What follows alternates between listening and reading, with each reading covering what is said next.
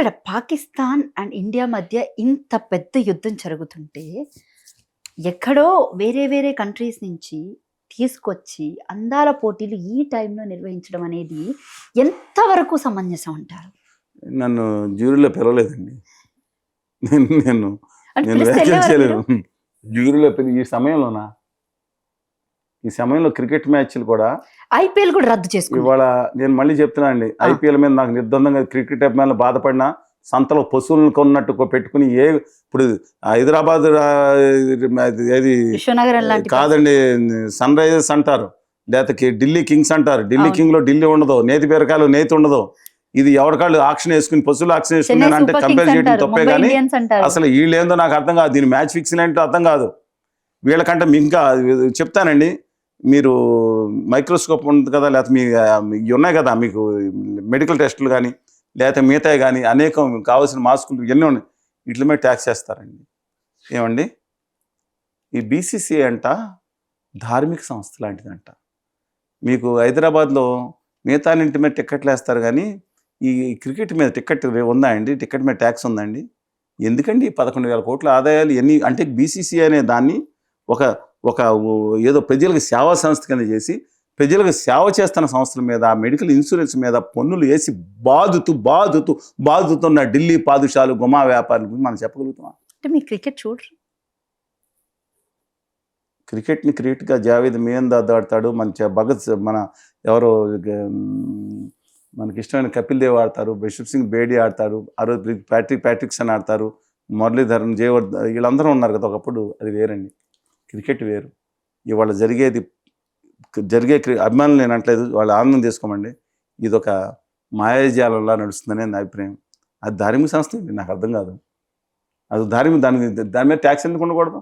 జగన్మోహన్ దాల్మియాలు లేకపోతే ఇప్పుడు సచిన్ టెండూల్కర్ గారు ఉన్నారు, తెలుసు కదా, గవర్నీలు, వీళ్ళందరికీ 50,000 కోట్లు 30,000 కోట్లు ప్రజలు కష్టపడి ఇస్తే తిరిగి ఏం ఇస్తారండి దేశానికి?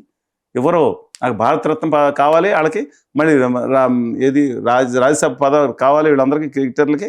వీళ్ళు గత 6 సంవత్సరాలు కూర్చుని నా దేశంలో క్రికెటర్స్ నుంచి మిగతా అద్భుతమైన సంపత్తి నా దేశ యువత ఉంటే వీళ్ళేమో ఈ నా దేశ ప్రజలు కట్టిన పన్నుల్లోంచి వీళ్ళు అన్ని పొందుతా ఒక్కసారి కూడా గట్టిగా కూడా నా దేశ యువతరం, అద్భుతమైన యువతరం, క్రీడాశక్తున్న యువతరం, వాళ్ళ కోసం మాట్లాడిన వీళ్ళ గురించి వీళ్ళు హీరోలా? క్రికెట్ వాళ్ళు హీరోలా అండి?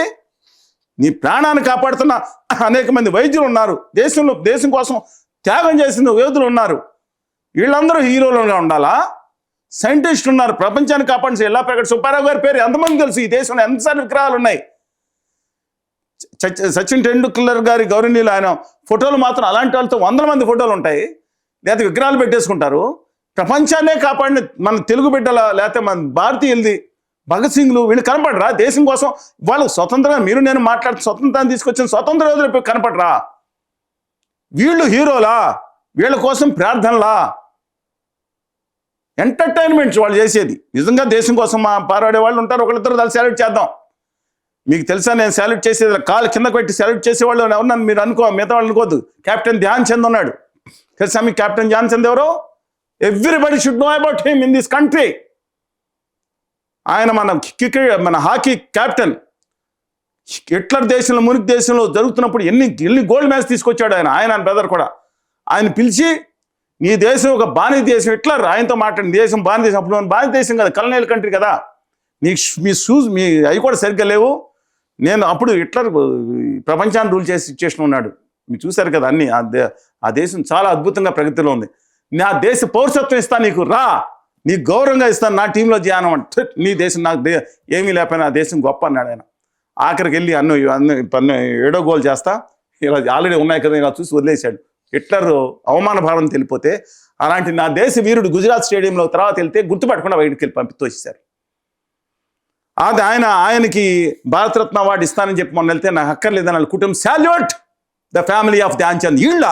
ఈ క్రికెటర్లా 1,000 లక్షల కోట్లు సంపాదించుకున్న ప్రజల మీద వీళ్ళేదో రాజమాతాండాల కింద ఉండేవాళ్ళ కొంతమంది త్యాగం చేసిన గురించి నేను వాళ్ళ గురించి మాట్లాడితే వీళ్ళ గురించి వీళ్ళు హీరోలా?